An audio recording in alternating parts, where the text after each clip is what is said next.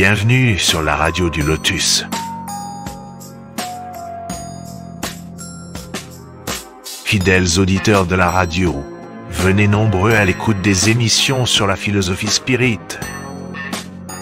Avec notre ami Charles Kempf de la Fédération Spirit Française. Le mardi soir à 21h. Venez poser vos questions sur le chat. tlk.io/radio du Lotus.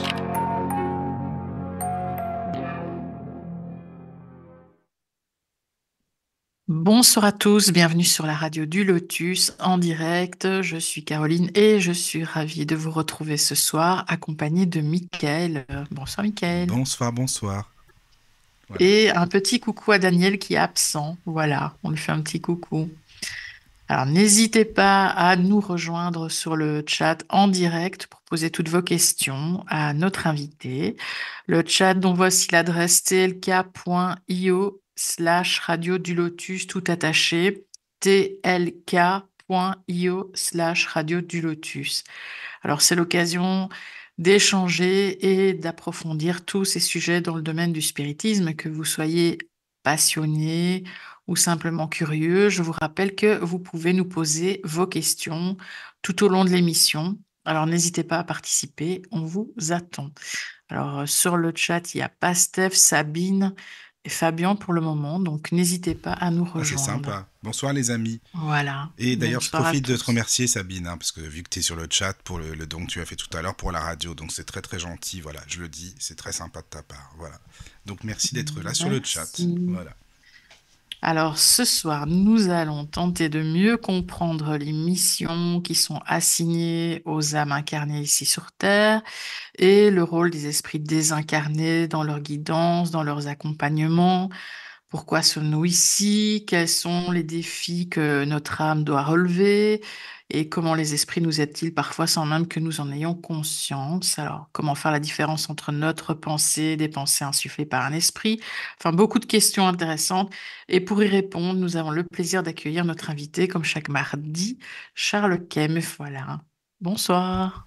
Bonsoir Caroline, bonsoir Mickaël, bonsoir à tous. Bienvenue. Bonsoir et bienvenue. Merci. Merci pour cette invitation. Merci. Tu es abonné maintenant, tu sais. Ça fait presque 2 ans, voire 2 ans même, je crois. Ça fait ça fait un bon petit bout de temps maintenant. Ouais, je pense. Fait... J'ai pas compté non plus, mais. Non, mais le temps passe toujours plus vite qu'on le ressent. En tout cas, c'est super que tu sois toujours là. Merci beaucoup, vraiment. Mais de rien. Merci. Alors, pour commencer, je ne sais pas par où tu veux commencer justement, mais peut-être expliquer un peu quelles sont peut-être les missions des esprits désincarnés. Oui. Alors, effectivement, le sujet, il est assez vaste. C'est un peu difficile de voir par où commencer. le prendre. Disons, une des missions générales, enfin le but général de tous les esprits, c'est d'évoluer. C'est de devenir chaque fois, d'acquérir en intelligence et d'acquérir aussi en moralité, en bonté. Donc ça veut dire augmenter le QI et aussi augmenter le QE, le quotient émotionnel, et le QS qu'on dit maintenant, le quotient spirituel. Donc ça c'est le but général de tous les esprits. Et donc, la philosophie spirit nous enseigne que tous nous évoluons. On a tous le même point de départ, qui est simple et ignorant, comme ils disent, donc sans science. Et ensuite, c'est par la multiplicité des existences, des vies, et aussi la multiplicité des missions, c'est là où on arrive au sujet, que par le travail, par nos efforts, on évolue, chacun à son rythme, chacun selon ses œuvres, comme on dit. Donc, voilà. Alors, les missions sont... on en a ici sur la Terre. En général, comme on en a déjà parlé, on fait un programme de vie avant de se réincarner, en disant, tiens, dans cette vie, je veux travailler telle et telle chose, essayer d'apprendre tel et tel métier ou d'exercer telle et telle profession. Aussi, on peut aussi se définir à nous-mêmes des missions, par exemple, accueillir des enfants, les éduquer, ou des missions d'ordre plus général. Donc, en fait, on arrive très vite là à la constatation que chaque cas est un cas. Et donc, une fois qu'on a défini ce programme et ces missions, ben, on se réincarne. Et puis après, ben, on a aussi un guide spirituel, on en a parlé dans une des dernières émissions, Oui. qui est là pour nous rappeler de temps en temps, quand on oublie, quand on traîne un peu, quand on s'écarte du chemin, ou quand on suit un mauvais chemin, pour essayer de nous ramener dans le droit chemin. Donc ça veut dire que parmi ces missions qu'on s'est prédéfinies avant de se réincarner, ben, on peut les suivre ou pas, donc toutes les accomplir, ou partiellement, voire même plus que ce qu'on avait prévu, ou alors euh, passer complètement à côté. Et ça va dépendre après de chacun de nous, de l'utilisation du libre arbitre. Et ça dépend aussi évidemment de la mission qu'on a définie. Est-ce que c'est une mission qui est, entre guillemets, dans nos cordes, à notre portée, ou est-ce qu'on a peut-être tiré un peu haut, visé un peu trop haut, ce qui fait que la probabilité d'un échec augmente. Voilà. Alors, ça, c'est quand on se réincarne, mais ensuite, quand on se désincarne, on reste pas oisif non plus. Donc, les esprits désincarnés ont aussi des missions qui sont beaucoup, beaucoup plus étendues et beaucoup plus variées que celles qu'on peut avoir sur la Terre, puisque dans le monde des esprits, il y a nous, des esprits de la Terre, mais il y a aussi beaucoup d'esprits qui sont beaucoup plus évolués et qui ont des missions voilà, qu'on n'arrive pas encore à appréhender à notre niveau, quoi. Et même les purs esprits, donc ceux qui sont vraiment déjà ont acquis un degré de perfection élevé, eh ben, ils continuent encore à travailler. Ce qu'enseigne, par exemple, le catholicisme, de dire ben, c'est l'éternelle contemplation, ça n'existe pas. Tous les esprits, donc ils accomplissent des missions suivant une hiérarchie naturelle qui s'établit automatiquement selon leur degré d'évolution et qui monte à l'infini jusqu'à Dieu. Voilà. Donc ça, c'est une petite introduction en général. Alors pour les missions, donc, par exemple, on prend un exemple. On prend l'exemple de Michael Lavenu. Une de ses missions, c'est Radio Lotus. C'est de diffuser ses idées spiritualistes, c'est de trouver des belles philosophies qui permettent d'aider, des gens qui ont soif de savoir, aussi des personnes qui ont besoin de comprendre le sens de la vie, etc. Donc c'est une mission. Caroline, on parlait tout à l'heure, ben, elle a fait une belle affiche, elle a fait toutes les choses qui s'organisent. Ben, c'est aussi une mission. C'est le travail qu'on réalise, voilà. Et chacun donc à notre niveau. Alors, c'est sûr que quand on a le nez dans le guidon, comme on dit, on ne connaît pas tous les détails du plan qu'on a tracé. Mais c'est justement pour ça que notre guide spirituel est là, pour faire de sorte que les choses se réalisent. Je suis sûr, Michael, quand tu réfléchis comment tu as commencé avec cette idée de Radio Lotus et tout, je suis persuadé que tu as eu des synchronicités, des choses qui se sont goupillées de façon Ah que oui, ça se oui, oui. passe. Bah, c'est Hein. surtout même plus maintenant, c'est-à-dire que ce qui est marrant, c'est qu'il y a des invités que je voulais avoir depuis des années, pas forcément sur la radio du Lotus, mais discuter avec eux. Puis finalement, soit on me les envoie, soit c'est des personnes que j'ai eues qui me les envoient, ou soit une maison d'édition qui m'appelle. Ah tiens, vous seriez pas intéressé par tel invité? Bah, par exemple avec Jean-Jacques Charbonnier, ça faisait longtemps que je voulais l'avoir, et puis je Oui. l'apprécie énormément. C'est vraiment quelqu'un de bien, et donc on l'a eu, mais je sais même pas comment ça s'est passé. C'est une maison d'édition, je crois, il me semble, c'est très Daniel. Et puis d'autres personnes aussi, comme ça, c'est venu, et puis bah, c'est que ça doit se faire, et puis tant mieux, c'est très bien. Voilà. Voilà. Et donc c'est là où on voit que ben, beaucoup de missions sont liées entre elles, quoi. Il y a une grosse solidarité un peu partout. Voilà. Mais encore une fois, on a notre libre arbitre. On est libre de d'écouter, de capter ces signes et ces messages, hein, et de les suivre, hein, de capter cette inspiration qui vient de notre guide spirituel, en fait, puisque c'est ça. Ou alors de dire, ah non, non, moi j'ai pas envie de faire ça, j'ai envie de faire autre chose, et puis de partir dans une voie tout à fait imprévue, quoi. Hein. Et en général, quand on fait ça, il y a encore d'autres signes, hein, on trébuche, ça va pas, on se sent pas bien, il y a des problèmes, des difficultés. Donc c'est là où de temps en temps, il faut pas hésiter à se dire, bon, je suis peut-être pas sur la bonne piste. Hein. Et hop, comme on avait aussi dit la dernière fois avec les guides spirituels, comment on fait pour les contacter? Hein, le soir avant de s'endormir, mon guide, est-ce que tu peux m'éclairer si je suis bien sur la bonne piste ou pas? Et le lendemain matin, la nuit porte conseil, hop, les idées se clarifient. Hein. Voilà, Mais par contre, quand on est fait pour quelque chose, je trouve que les choses viennent naturellement à nous plutôt que d'aller vraiment les chercher. Enfin, c'est ça. Ouais, ouais, non, mais tu as tout à fait raison, Caroline. Hein, euh, alors, Philippe Guillemont, hein, j'en parle de temps en temps, il interprète ça comme les signes du futur.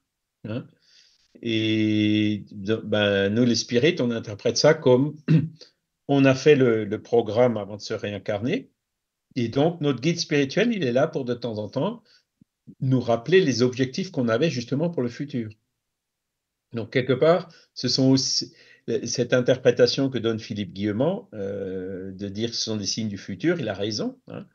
Mais le futur, en fait, ce sont des objectifs qu'on s'était fixés, hein, des missions qu'on s'était fixées, et donc, par le biais de ce qu'on appelle aujourd'hui des synchronicités, hein, ces signes arrivent, viennent jusqu'à nous, et donc c'est à nous de saisir les occasions, hein, Caroline. Si jamais tu dis, ah ben non, non, tu es toujours libre de ne pas les considérer du tout. On est toujours hmm. libre. Mais après, bon, à partir du moment où on comprend ces mécanismes, à partir du moment où on sait que qu'on a une âme déjà, hein, et qu'on a fait un programme avant de se réincarner et tout, c'est sûr qu'on est porté on fait beaucoup plus attention à ce genre de choses, hein, et du coup, on se rend compte que là, il y a un canal d'inspiration et d'information qui s'ouvre et qui nous aide énormément dans notre parcours, au moins dans cette vie, quoi. Voilà, Et on place aussi certaines personnes sur notre parcours, même si on ne les connaît pas dans la vie, enfin dans la vie, c'est ça. pour nous influencer, enfin pas influencer, mais enfin, comme toi, Michael, avec, je ne sais jamais son prénom, Carton. Ah oui, les personnes qui viennent de Jean-Claude Carton, oui, finalement, Non, après. non, lui, en lui-même. Oui. Mhm. Bah, on nous place, enfin, je pense qu'on nous place des personnes sur notre parcours pour nous donner l'envie d'eux. Ah oui, oui, oui, c'est sûr, ça, c'est sûr. Ben oui, c'est les personnes qu'on a, en même temps, on a les personnes qu'on mérite, hein. Parfois, je veux dire, Bah, c'est pour ça qu'il faut trier, il faut filtrer aussi, quoi. Mhm. Parce que, bon, ce qui est clair, c'est que nous, au niveau incarné, on peut définir des missions, mais on réussit pas toujours. Hein. Des fois, on passe complètement à côté. Hein. C'est-à-dire, on est prévu de faire 100 choses, on en a peut-être fait deux ou trois. Hein. Et parfois, ils arrivent, bon, ben, on a prévu 100 choses, on en fait 50, bon, c'est déjà pas mal. Hein. Et des fois, on a prévu de faire 100 choses et on en fait 120. Hein. Et ça dépend exclusivement de nous. Et c'est justement c'est pour ça ces émissions sont précieuses, quoi, parce que on attire l'attention en fait de chacun sur ce genre de choses. Hein. Mais l'erreur est humaine. Hein. On est tous encore porteurs de pas mal d'imperfections. Ce qu'il faut dire aussi aujourd'hui, c'est qu'on est constamment noyé dans les choses matérielles, hein, les influences aussi qu'il peut y avoir, et puis l'ambiance de la Terre qui en ce moment est un peu compliquée avec toutes ces guerres et tous ces conflits, quoi.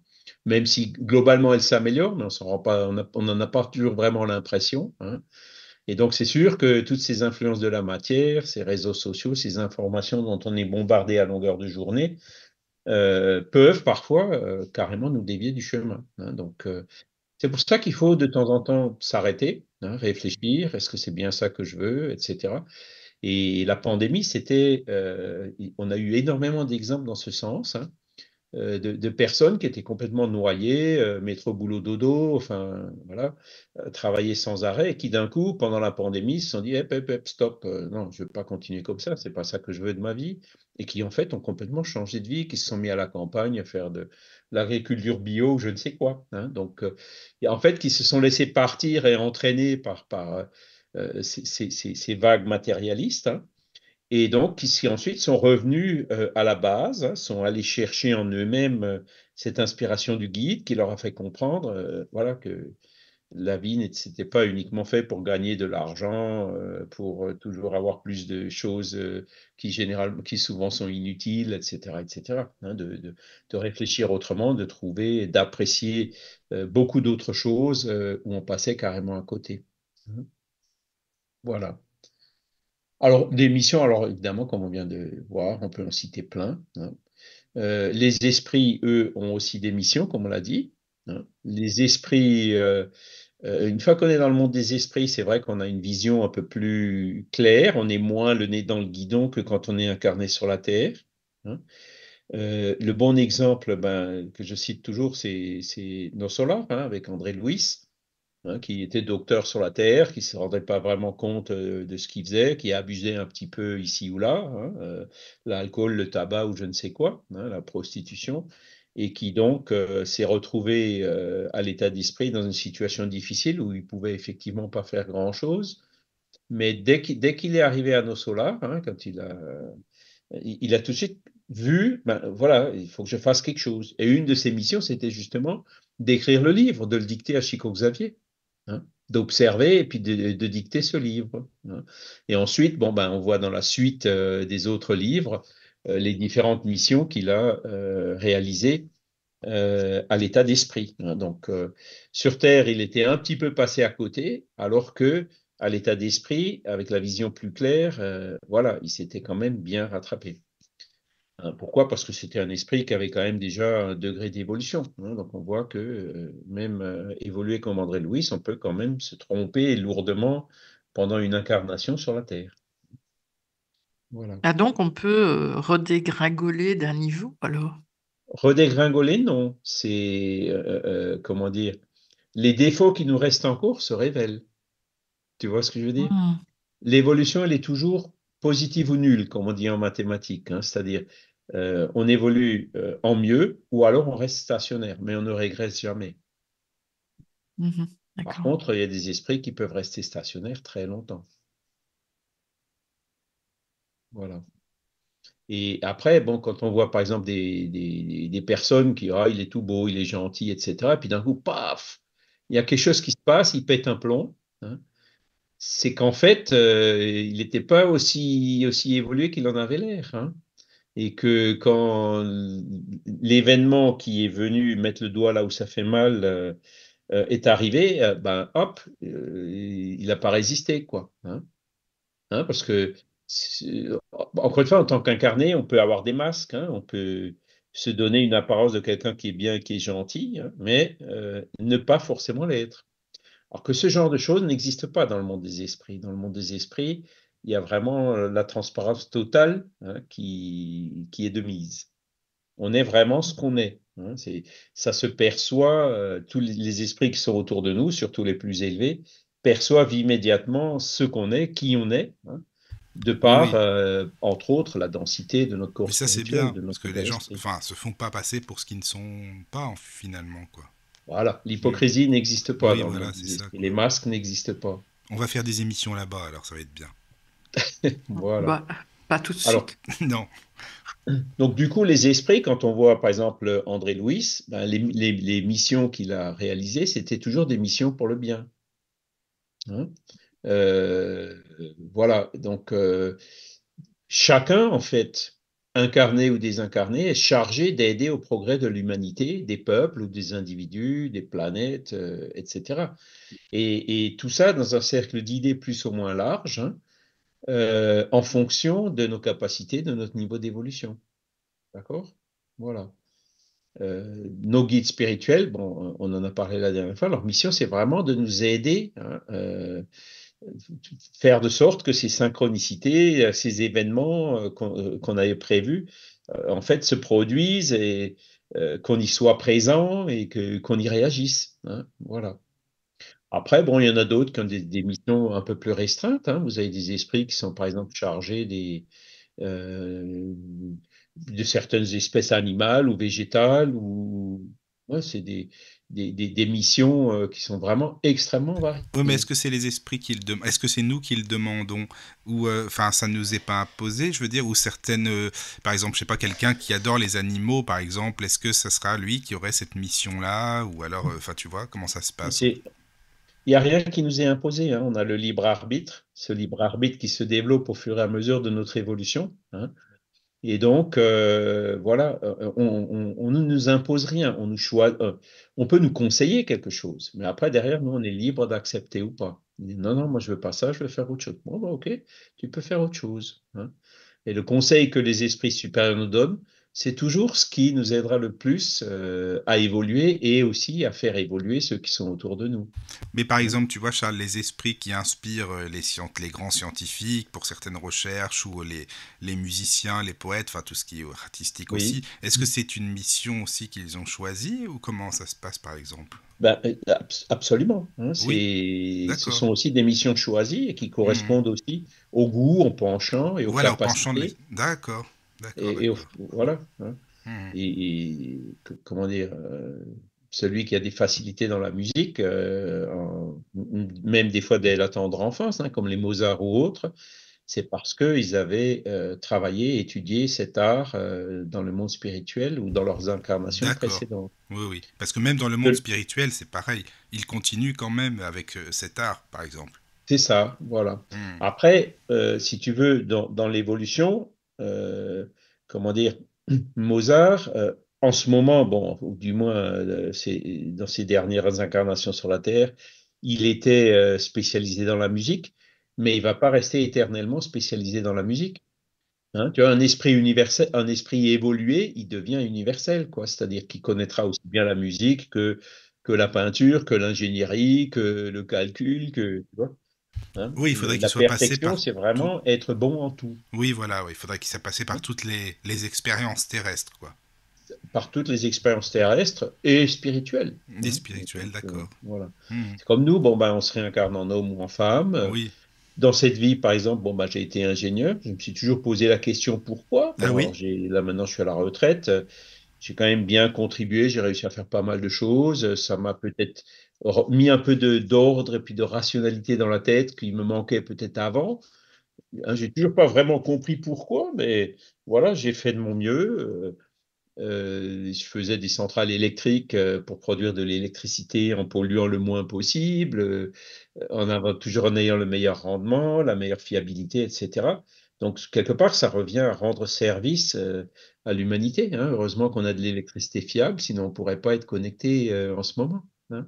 Il suffit de demander aux gens qui habitent dans des pays où il y a beaucoup de coupures, hein, en Afrique par exemple, ça fait tout de suite une différence. Mais j'aurais, par exemple, bien aimé être médecin, mais non, c'était pas pour cette vie, hein. Peut-être j'ai été dans une vie passée, ou peut-être je serai dans une suivante, mais c'était pas le choix qui avait été fait pour cette vie-là. Et Et quand là, c'est c'est le désir des parents, justement, qui pousse, tu seras médecin, tu seras, et que nous, on ne veut pas, par exemple. alors ça, ben, euh, les parents doivent respecter aussi la liberté de leurs enfants, surtout parce que le tu seras médecin, bon. Comment dire, l'aiguillage pour aller en fac de médecine, c'est quand même à 18 ans, hein. Donc, c'est plus vraiment des enfants, hein. Que les Mhm. parents encouragent les enfants à étudier, c'est très bien, hein. Mais de là à dire, tu dois faire ci, tu dois faire... Alors, ils vont forcément les influencer, hein. Un parent qui est médecin, l'enfant, par exemple, là, j'étais chez le dentiste cette semaine, ben, la fille travaille avec sa mère, hein. Donc, ils ont tous les deux suivi le même chemin. Donc, peut-être qu'ils se sont réincarnés comme ça par affinité, ou alors, ben, c'est l'exemple de la mère qui a influencé la fille. Oui. Mais bon, c'est probablement des choses qui étaient programmées à l'avance, hein. Un esprit qui veut devenir dentiste, forcément, il saura qu'il aura plus de facilité à le devenir en se réincarnant chez des parents dentistes, hein. Bon, on peut Mhm. avoir aussi de dentiste, mais ça peut être artiste, ça peut être ingénieur, ça peut être n'importe quoi Mais toi, d'autre. Caro, t'as bossé avec ta Footballeur, mère. C'est pareil. hein. Oui, bah oui, ma mère était libraire. Enfin, moi, j'avais envie. Ah oui, voilà, Donc, voilà. c'est ça. Voilà. Mais Voilà. après, bon, les parents qui forcent leur enfant à faire quelque chose qui ne correspond pas à la mission ou au goût ou au penchant de leur enfant, en général, ça se termine pas bien, quoi. Hein, enfin, ça ne fonctionne pas. C'est un peu contre nature, hein. C'est pour ça que les parents doivent encourager, mais doivent aussi respecter, hein, respecter la liberté de choix des enfants. Et aussi avoir, par exemple, bon, on a beau être ingénieur, diplômé, etc. Ben, si ça se trouve, notre enfant, il sera au niveau certificat d'études ou BEP ou quelque chose comme ça, il n'ira pas plus loin, hein. Donc ça aussi, il faut savoir l'accepter. Parce que les gens comment dire, heureusement qu'il y a des gens qui travaillent dans le bâtiment, dans l'industrie, dans la mécanique, hein, qu'est-ce qu'on ferait sinon, hein? Donc voilà, c'est là où il faut aussi dire toutes les missions en fait sont respectables, hein, parce que moi je pourrais pas faire des centrales électriques sans personne dans le bâtiment, sans des personnes qui vont aller usiner les rotors des turbines, façonner les ailettes, sans qu'il y ait des gens qui aillent les monter. Hein, c'est un ensemble, hein, et donc chaque toute une équipe, hein, chaque membre de l'équipe, en fait, il est important parce qu'il apporte quelque chose, il apporte sa contribution à cette mission d'ordre général, hein, qui est par exemple de construire une centrale électrique. Pastef sur le chat, il dit, je sais pas si Caro tu veux lire par rapport à la parabole. Coucou Pastef, bah, coucou à tous, hein, bien sûr, mais La parabole des oui, talents, hein. c'est La ça, parabole parabole. des talents à faire fructifier dans l'Évangile, notre programme de réincarnation. C'est ça, c'est ça. Alors, la parabole des talents, c'est surtout, bon, ben, quand on a des talents et qu'on les utilise pas, qu'on les laisse dormir, quoi, hein. C'est là où on passe un peu à côté, quoi, non? Quand on a des talents, il faut effectivement les faire fructifier, les mettre à l'œuvre pour apporter notre contribution aux personnes qui sont proches de nous et aussi à nos sociétés, hein. C'est un peu la loi du travail, hein, qui nous pousse aussi à ça. Voilà. Et quand, en tant qu'esprit, on a décidé de cocher un peu trop de tâches sur Terre et qu'on échoue complètement, est-ce que dans la prochaine incarnation, on ne nous oblige pas à diminuer nos... On ne nous obligera pas, mais je pense qu'on le comprendra, hein, Hum, parce que en général, bon, quand on échoue à une mission, hein, on se retrouve au moment où on se désincarne, hein, face à la réalité, face à notre propre conscience. Donc, on apprend en fait aussi avec les échecs, hein. Il ne faut pas toujours considérer l'échec comme quelque chose de négatif. Souvent, c'est que par un échec qu'on apprend, hein. Et mhm. donc, ce qu'il faut, c'est s'habituer comment dire, tirer les leçons d'un échec pour effectivement après ben, soit suivre mieux les conseils que les guides nous avaient donnés parce qu'ils nous ont certainement prévenus en disant attention, hein, ne mets pas la barre trop haute. Et donc là, on l'aura compris, hein, et effectivement, bon, ben, si on voulait faire trop de choses en une fois et que finalement on n'a rien réussi, ben, on va se dire, bon, ben, hop, on va diviser les trop de choses en trois ou quatre parties vies séparées, hein, et puis dire, maintenant, je vais commencer à faire ça, ensuite ça, ensuite ça, ensuite ça. La difficulté, c'est que, bon, parfois, on peut, si par exemple, on a mis la barre trop haut et que on craque et qu'on se suicide, par exemple, hein. Le suicide, ça va apporter d'autres problèmes en plus qu'il va falloir résoudre par après, hein, notamment au niveau des lésions, au niveau de notre corps spirituel, ce genre de choses, hein. Mais voilà, on finira toujours par y arriver, hein. La barre était trop haut, ok, on l'a fait tomber, on revient, on met la barre beaucoup plus bas, on la passe, on la met un peu plus haut, après on la met de nouveau trop haut, elle retombe, hop, on revient à des niveaux intermédiaires, voilà. Mais si on écoute les conseils des guides spirituels, en fait, le progrès se passera de façon le plus harmonieuse possible en minimisant justement les risques d'échec. Surtout que, comme je l'ai déjà dit, on fait un programme avant de se réincarner, mais après, ça dépend de comment on le réalise, hein. Le programme peut, entre guillemets, se renégocier pendant le sommeil ou hein, de dire, par exemple, bon, ben voilà, tiens, là, j'ai avancé plus vite que prévu.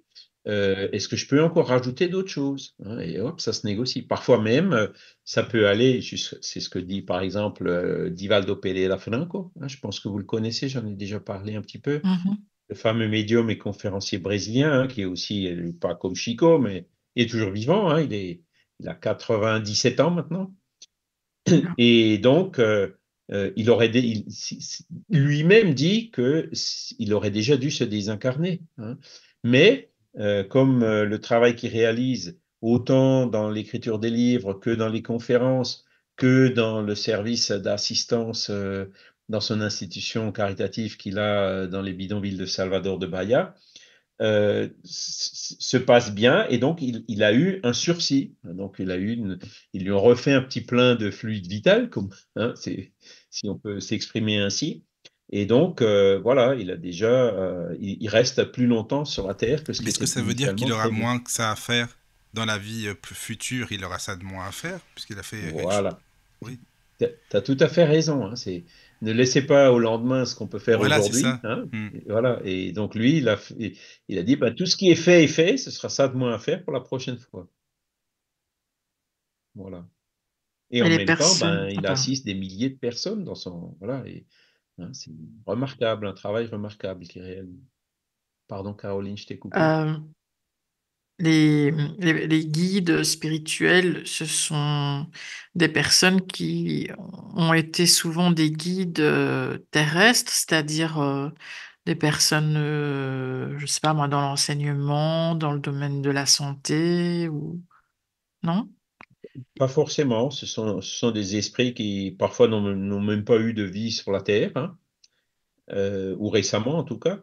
Et donc, des esprits qui sont plus évolués que leurs protégés et puis qui ont donc une vision très claire et une connaissance parfaite de ce qu'il faut faire pour aider leurs protégés, hein.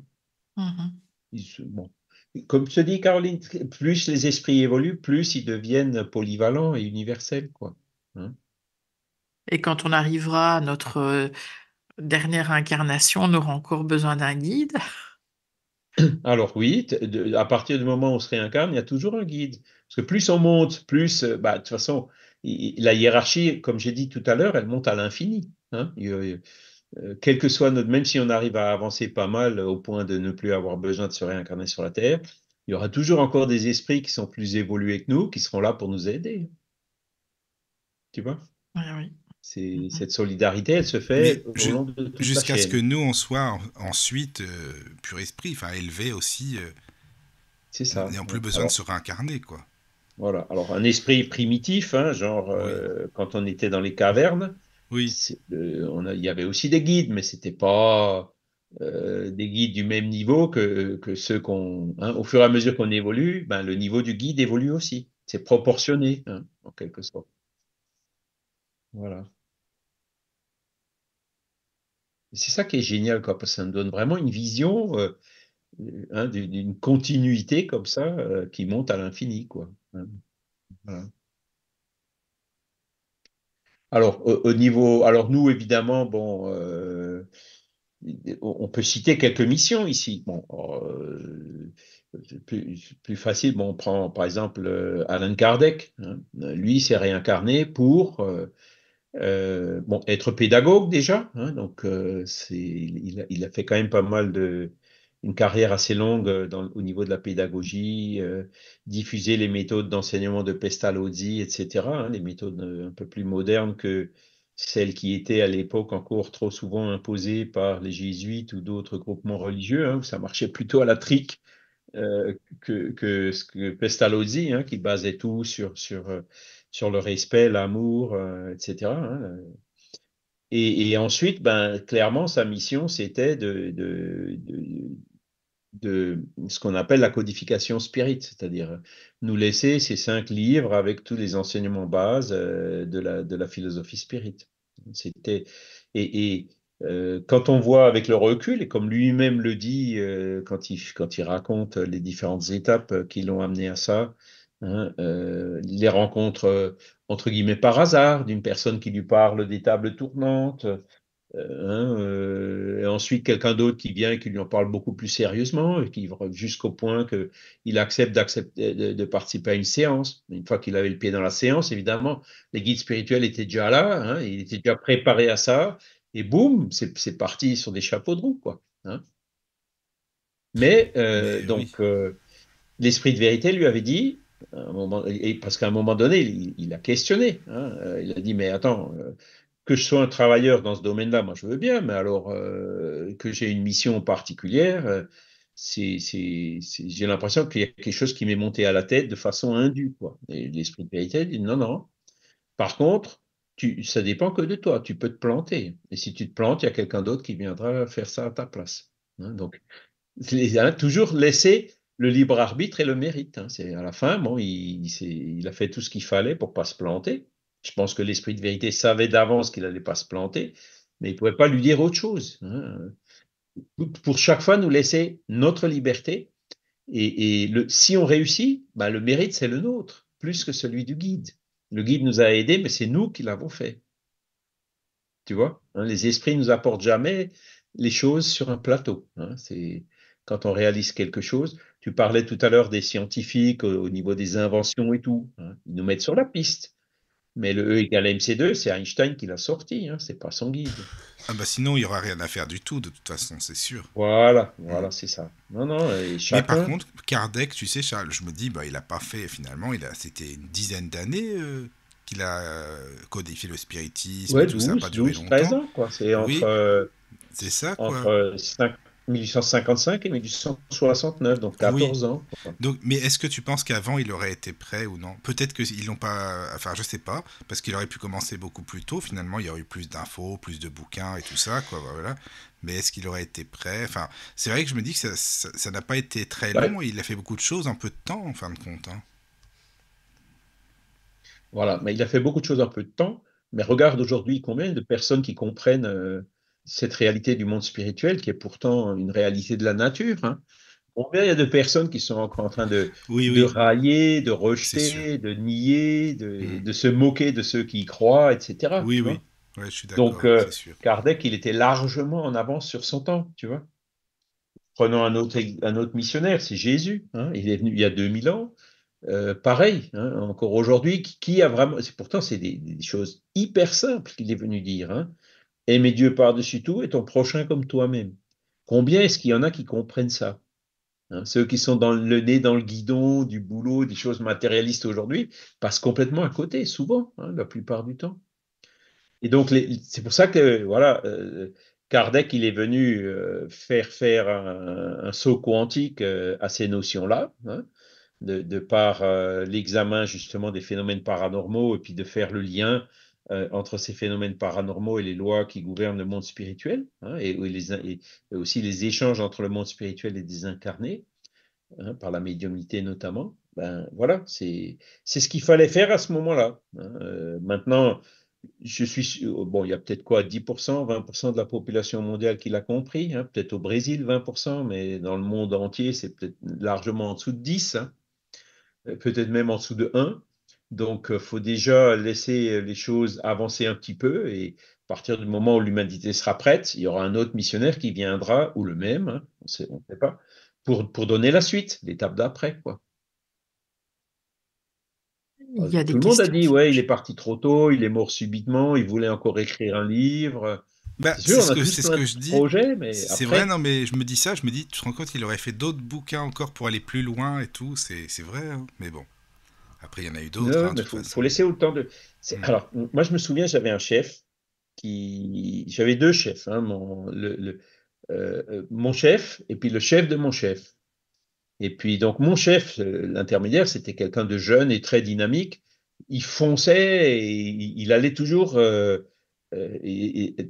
beaucoup en avance sur les choses, hein, les concepts, les négociations, enfin tout, quoi. Et son chef à lui, c'était quelqu'un de beaucoup plus pragmatique qui disait toujours, Monsieur, n'allez pas trop vite, parce que c'est comme à l'armée, hein, quand l'avant-garde s'éloigne trop de l'artillerie, des bases, l'avant-garde se fragilise et peut être, hein, peut subir des dommages. C'est pour ça que l'avant-garde, elle est obligée parfois d'attendre que le reste des troupes avance. C'est un peu ça l'image, quoi.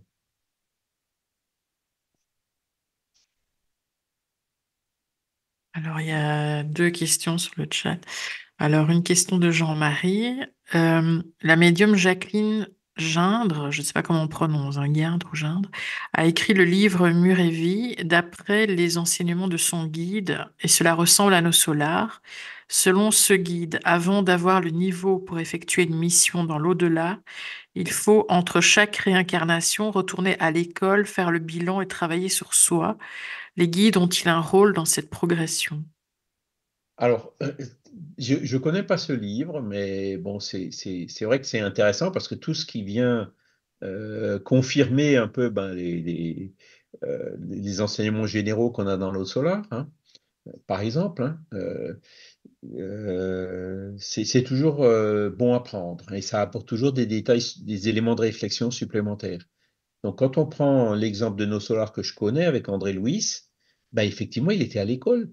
Hein. Il avait un esprit qui était là pour l'aider, lui, pour l'orienter, même plusieurs. Hein. Il est allé écouter des conférences, il est allé, comment dire, réaliser des activités avec d'autres qui étaient là pour lui enseigner, etc. Hein. Donc, alors, Jean-Marie parle de guide, mais par exemple, le chef d'atelier qui nous apprend à travailler sur une machine, est-ce que c'est un guide? En quelque sorte, oui. Hein, tout dépend du sens qu'on donne au mot guide. Mais quoi que ce soit qu'on fasse, on est toujours obligé de passer par ces phases d'apprentissage grâce à une personne qui est déjà passée par cette phase avant nous et donc qui peut nous aider.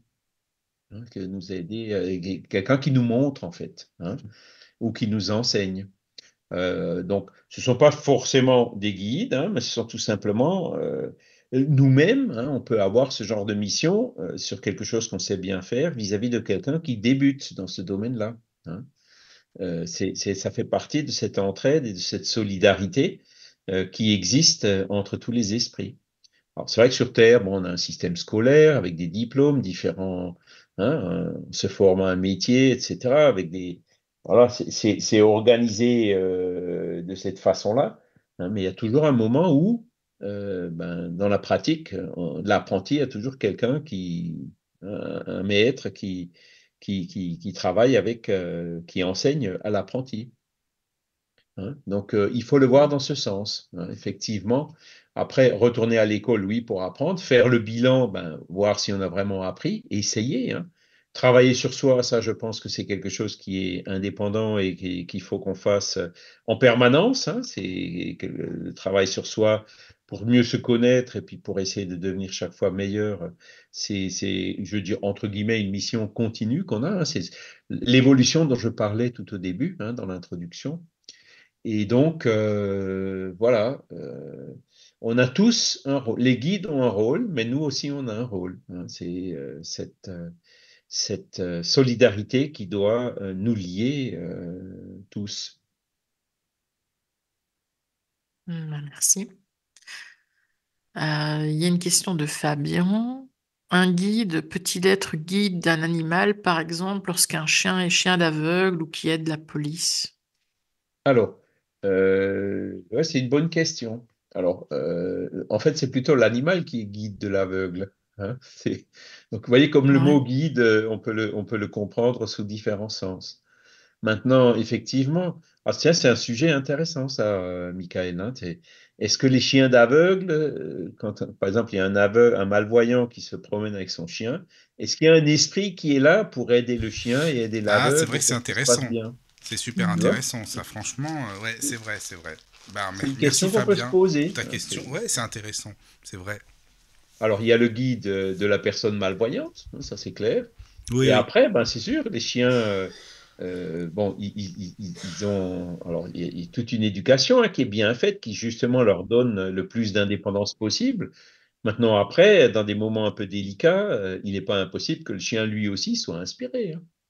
Bah oui, parce que ce ne sont pas tous les chiens qui sont chiens à l'aveugle ou qui aident la police, donc C'est c'est ça. quand même certaines races bien déterminées. Certaines races, et puis voilà, qui fonctionnent mieux que d'autres, et puis surtout, après, il y a toute l'éducation et l'entraînement, quoi, hein. Profiter des facultés naturelles du chien. Alors, je vais transposer cette question. Aujourd'hui, par exemple, j'étais chez le médecin. Bon, le médecin, donc voilà, il vient, il regarde, il vous écoute, hein, il vous ausculte et il va faire un diagnostic. Il va éventuellement demander des analyses et il va faire un diagnostic. Comment il fait pour faire ça? Ben, il a fait bac plus 7 hein, ou plus, hein. Il y avait un autre médecin que j'ai vu, il m'a dit bac plus 13 maintenant, hein, pour faire des examens d'échographie. Enfin, bon, voilà, c'est assez impressionnant, quoi. Parce qu'on voit des images toutes floues, alors que lui, ah ben voilà, là, il y a telle chose, là, il y a telle chose. Ça, c'est un truc qui est bénin, ça, par contre, il faut regarder, etc. C'est vrai que ça ne se fait pas du jour au lendemain, quoi. Alors, comment il fait ça? Ben, il a appris à le faire, d'accord? Maintenant, mon médecin qui a cette science, supposé qu'il a absolument aucune aide spirituelle, il sera capable de m'aider et puis de trouver ce qui ne va pas et puis de proposer le remède qui va nous aider. Mais si en plus, hein, il est inspiré par un esprit, ben, ça ira encore plus loin. Vous voyez ce que je veux dire? Donc, Mhm. on a quelque part des facultés qui nous permettent un certain travail et l'inspiration qui peut venir, ça vient en plus. C'est la cerise sur le gâteau, si vous voulez, hein.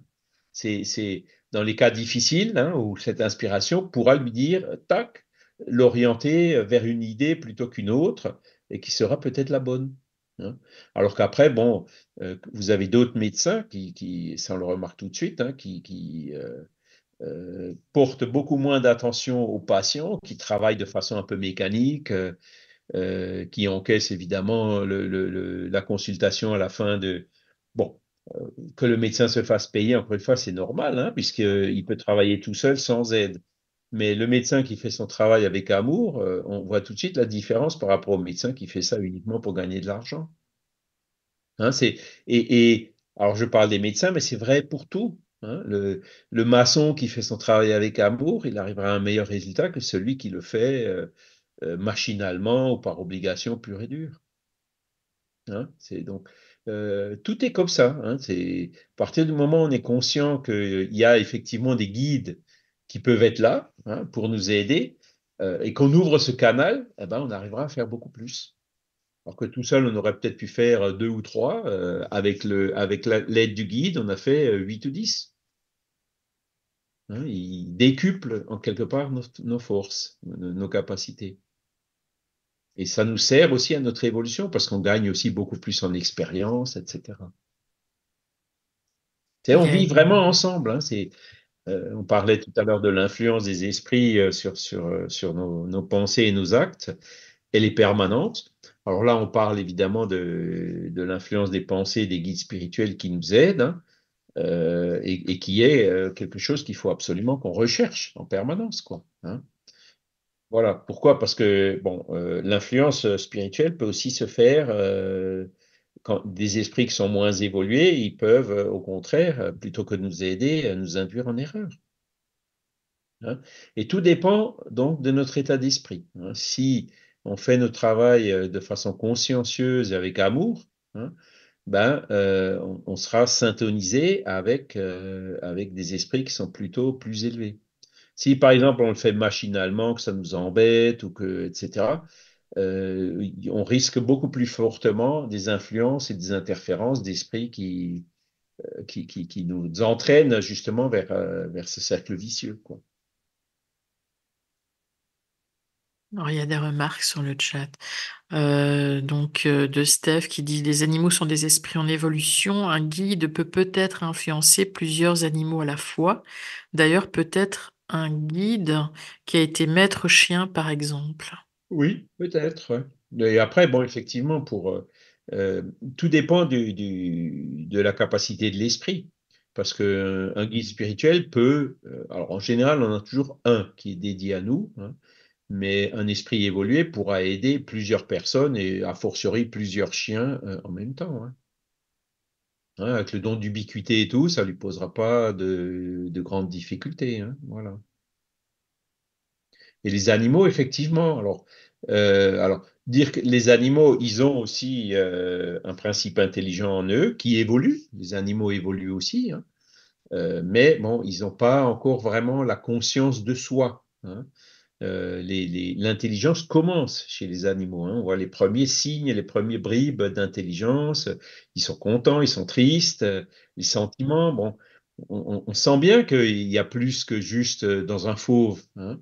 Et même dans les fauves, des fois, quand on les voit entre eux, avec les petits et tout, il y a des choses qui sont assez remarquables. Mais Hein. excuse-moi, Charles, il n'y a pas un bouquin de Gabriel Delanne, L'âme des animaux? Non, je sais pas, c'est peut-être moi qui dis des C'est bêtises, il me semblait, non? Ernest Bozzano. Ah, c'est Ernest Bozano, ah oui, oui, oui, Voilà. c'est ça. Hmm. Ernest Bozzano, il a écrit un livre spécifiquement sur les animaux, Ah oui, notamment les phénomènes médiumniques avec les animaux. ça c'est Les animaux intéressant qui aussi. perçoivent des fantômes Hmm. ou des voyants qui voient par exemple, le fantôme d'un chien qui continue à aider son maître. Ce genre de Hmm. choses. Hein. Il y a de la phénoménologie concernant les animaux est assez riche. Oui. C'est normal, quoi. Mhm. Par contre, bon, de là à dire qu'un animal a une conscience, ou non, il suit plutôt l'instinct. Hein. Et l'animal, c'est l'instinct qui prédomine. Et chez l'être humain, ben, l'instinct a déjà été partiellement remplacé C'est ça. par Oui. l'intelligence. Que l'animal n'en est pas encore à ce stade. Mais l'instinct, c'est une forme d'intelligence. C'est pour ça faut pas se tromper. Hein. Parce que Mais ce quand que même, l'instinct Charles, fait parce faire que aux animaux, tu c'est sais, il y avait salutaire pour un. eux.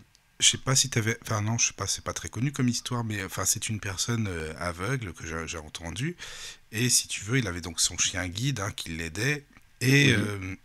et le chien, enfin, l'aveugle, il voulait avancer. Et le chien, il voulait pas du tout qu'il avance. Ça veut dire que voilà, il est resté bloqué. Le chien, donc l'aveugle, il fait comprendre, bah non, avance, c'est par là finalement. Mais le chien n'a pas voulu obéir alors qu'il obéissait tout le temps. Et il y a une dame qui est venue et qui lui a dit, mais vous savez, votre chien il vous a sauvé la vie, hein, monsieur, parce que là, il y avait une grande marche, il y avait un train qui allait passer. Enfin, je sais plus, il y avait un truc. Il aurait pu mourir la personne aveugle si son chien avait, tu vois, s'il avait avancé au final. Donc ça veut dire que le chien quand même a eu ce truc de se dire non, bah, enfin, tu vois, c'est quand même Mhm. intéressant quoi. Et je crois Ça qu'il fait y avait un partie de train qui son passait ou un éducation. truc comme ça, je sais plus. Ouais. Hein, voilà, ça fait partie de son éducation. Et il Mm, peut y avoir effectivement dans ces cas-là, comme le dit Jean-Marie, une influence sur un esprit qui s'en mêle. mm. Oui, Hein. oui, sûrement. Oui, oui, je pense. Hein. Mm. Voilà. Mais Oui, bon, oui. voilà, tout ça, ça nous donne une vision d'où on vient et où on va, quoi. Hein. Alors après, la philosophie spirit, les esprits n'ont pas répondu à tout. Hein. Par exemple, comment est-ce que l'esprit d'un chien devient un esprit humain? On ne sait pas. On sait que l'esprit des animaux s'humanise, hein, mais comment se fait le switch, hein, entre guillemets, il n'y a pas eu de réponse. Hein. Alors, il y a des gens qui pensent, non, ben voilà, mon chien maintenant il est très évolué, donc la prochaine fois il va se réincarner en humain. C'est trop simple. Hein. C'est probablement plus compliqué que ça. Hein. Ça se fait au fur et à mesure sur différents mondes, etc. Hein, parce que par ailleurs, on nous dit que l'âme humaine, elle est créée simple et ignorante. Hein. Oui, mais c'est une âme humaine qui est créée. Hein. Mais cette âme humaine, elle est certainement créée avec des éléments qui viennent de l'âme de l'étage d'avant, quoi, c'est-à-dire l'âme des animaux. Hein. Nous, par exemple, ben, on est dans un corps de mammifères. Hein, et ces corps de mammifères, là, il s'est développé au long de centaines de milliers ou de millions d'années hein, pour devenir ce qu'il est aujourd'hui, grâce justement à l'influence des esprits qui s'y réincarnent. Hein. Et donc les esprits humains sont venus à un moment donné où il y avait des primates humains ou pré-humains, hein, je ne sais pas trop comment on peut le dire, hein. Et ça, on en a une vision maintenant en paléontologie, enfin voilà, pour voir. On en a déjà parlé un petit peu aussi, hein,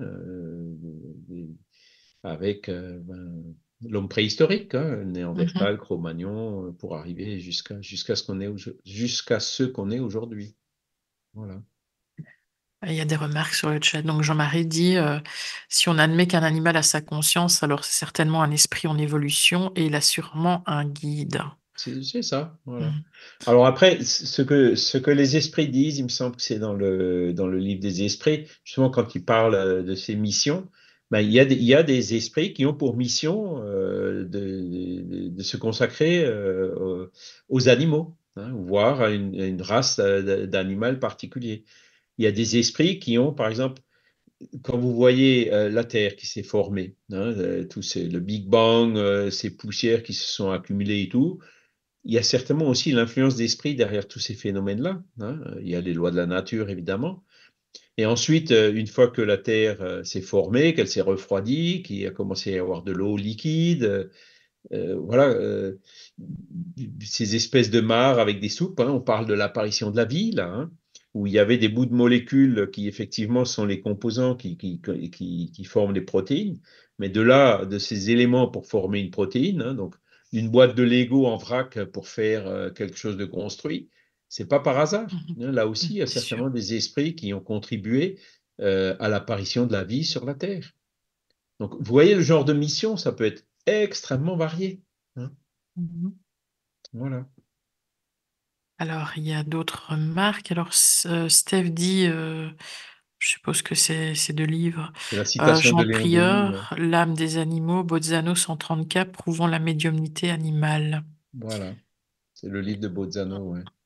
Voilà. Alors, Et Jean Prieur a ouais. aussi écrit un livre hein, sur les animaux. Ça, par contre, je ne le savais pas. Il faudra que je le recherche.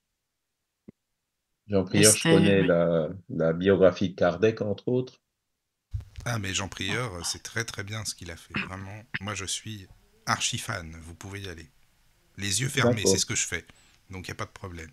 J'ai failli le connaître hein, à l'époque de Roger Pérez, dans les années 90. Il était toujours là, hein. Je me souviens plus quand quand est-ce qu'il est mort, mais j'ai failli le connaître. Ah oui, mais ça c'est Ouais. bien parce que c'est vrai qu'il a fait une super biographie de Kardec et puis il Voilà. connaissait très bien le spiritisme. Franchement, Il a écrit un livre sur Swedenborg aussi, je oui c'est crois. ça, Enfin, oui. bon. Oui, oui,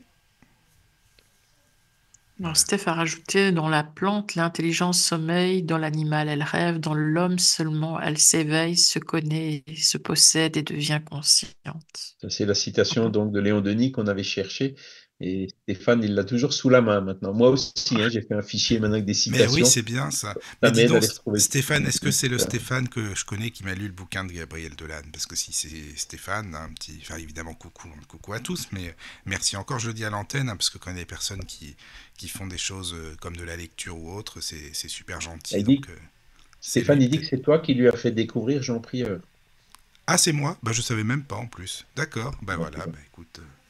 En tout cas, Stéphane, merci encore. Voilà. Moi, j'avais une question, mais on sort des animaux, enfin, on sort du Vas-y. domaine animalier. C'est pour savoir si les guides, les esprits, quand ils voient que l'humain dont ils sont le guide échoue fortement donc, dans sa vie, est-ce que eux ressentent des émotions de la souffrance? Alors, non, ça n'ira pas jusqu'à la souffrance pour plusieurs raisons. La première, bon, c'est qu'il est évolué, donc il voit les choses venir bien avant nous, hein.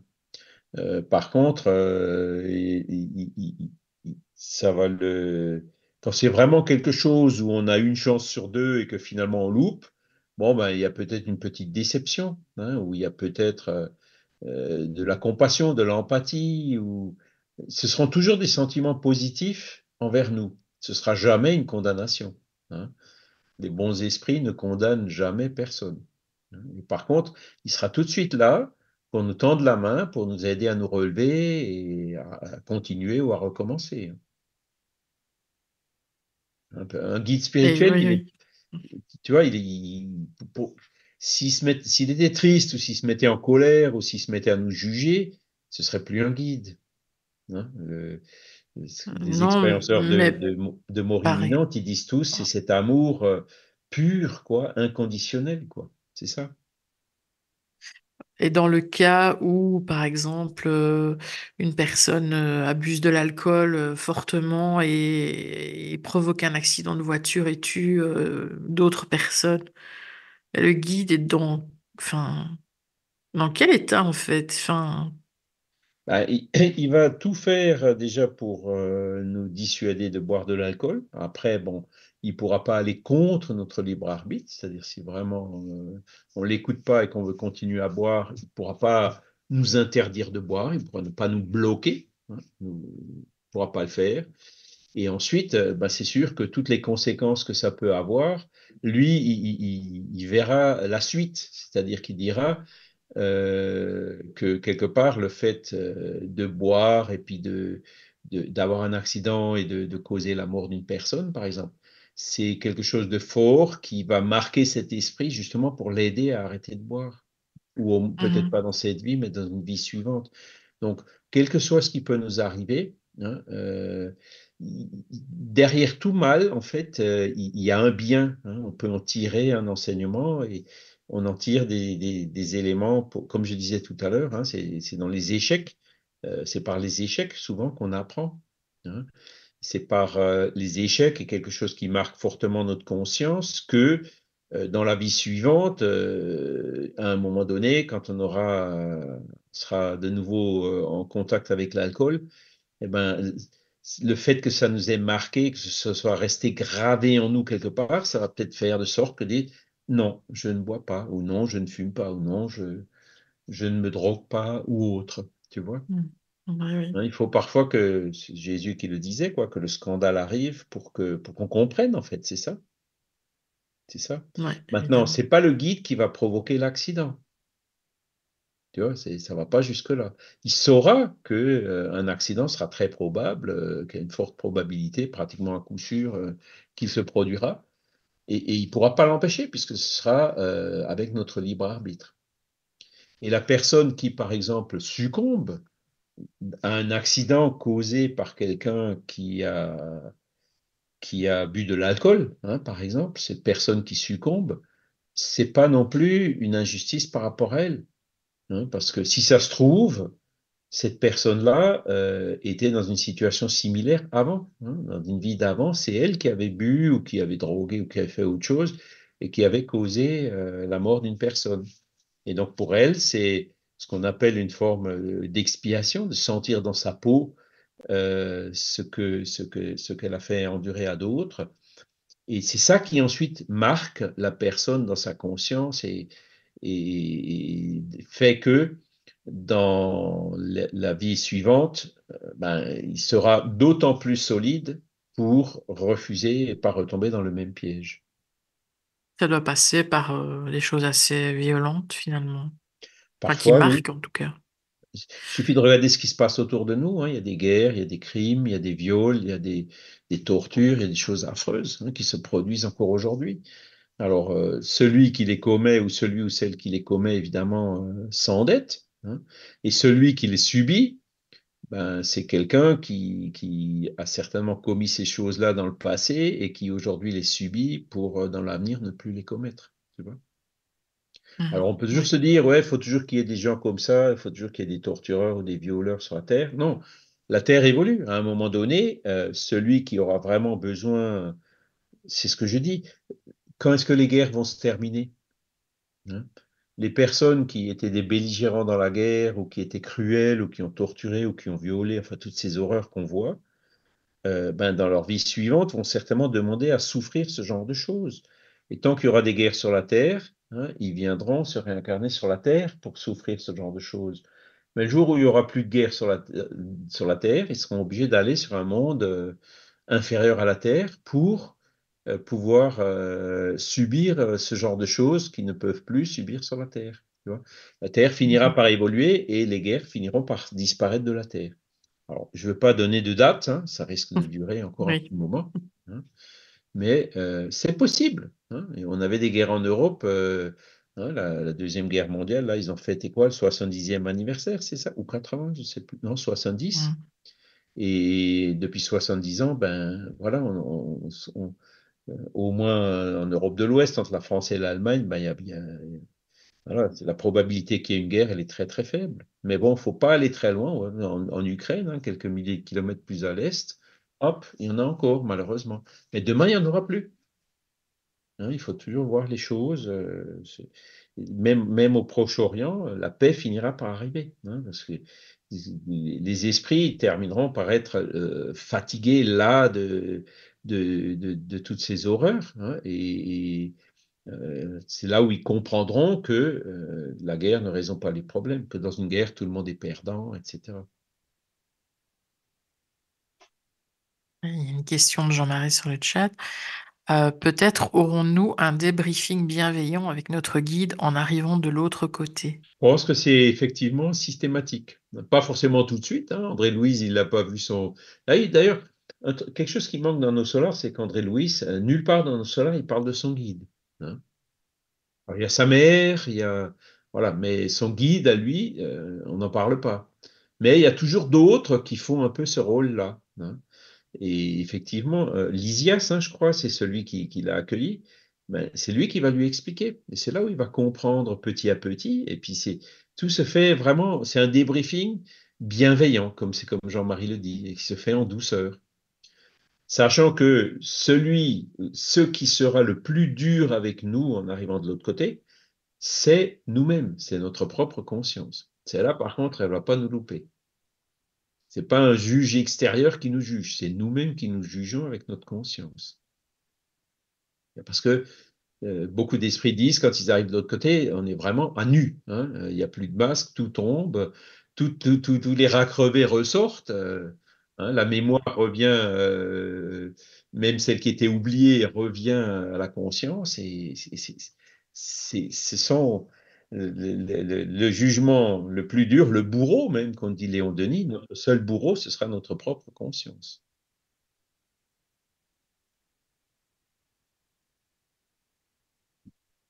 Et les guides sont Et, là, effectivement, il y a d'autres esprits qui sont là, guides ou autres, hein, pour nous aider dans ces différentes phases, hein, pour encaisser le choc, des fois, quand c'est trop difficile. Hein. et il y a des groupes d'esprits qui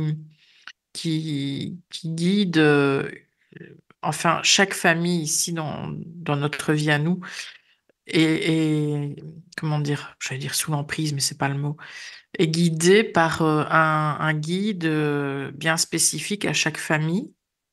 On a tous Alors, un guide personnel, mais est-ce qu'il y a un guide pour chaque famille? on a tous un guide personnel, mais il y a aussi des esprits familiers qui sont là pour nous aider.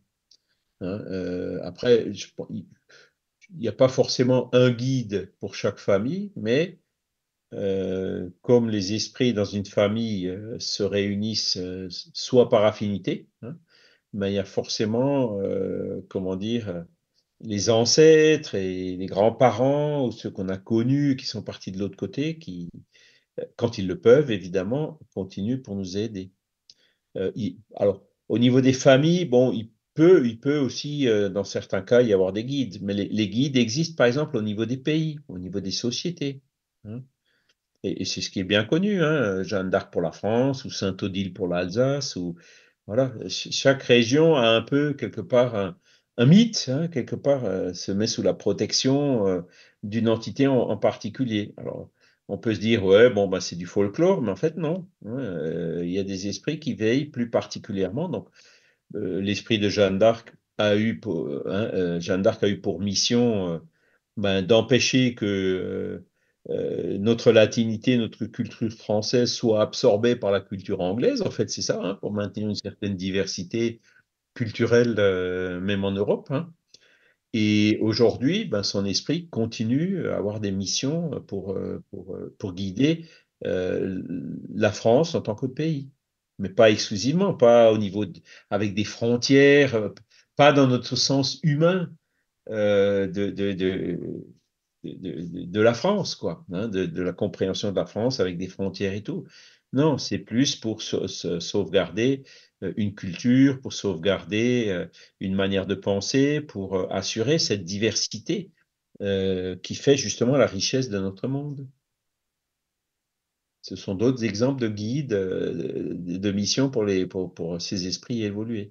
Alors évidemment, Léon Denis en parle dans Le monde invisible et la guerre, par exemple, hein, c'est le livre qu'il a écrit pendant la Première Guerre mondiale, où il dit que ces esprits-là, comme Jeanne d'Arc, interviennent assez directement même dans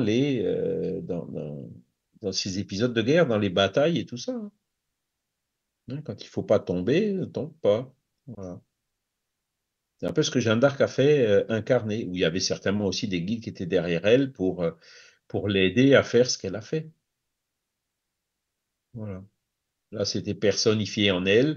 Aujourd'hui, c'est peut-être c'est peut-être plus impersonnel, mais certainement, ce sont des choses qui existent. Et il y a certainement aussi des esprits qui sont impliqués dans tous les conflits qu'on peut avoir, soit entre la Russie et l'Ukraine, ou Israël et la Palestine, ou d'autres.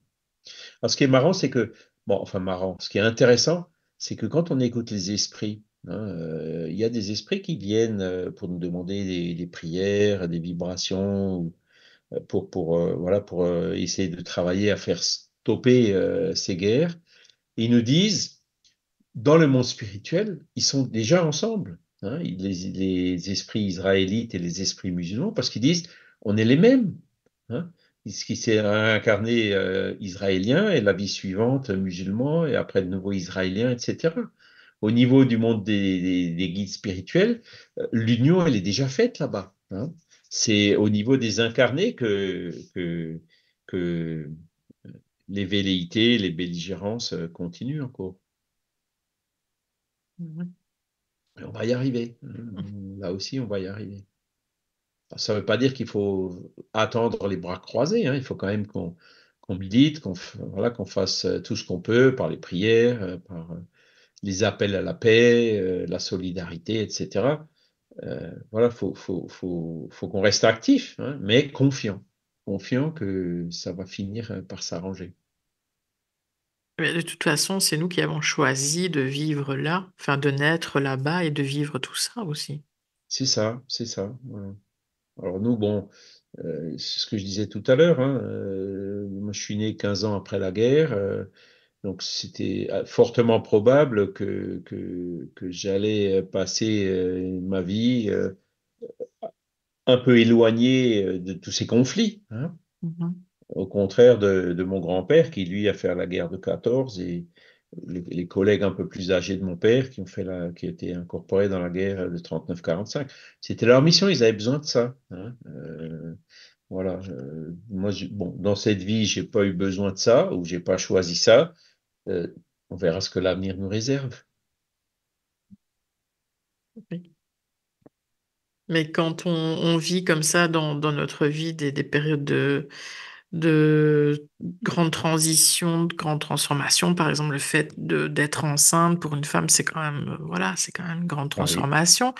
Est-ce que à ce moment-là, on peut avoir un guide qui est là momentanément pour s'occuper de nous dans cette transformation, ou c'est vraiment notre guide qui est là depuis toujours,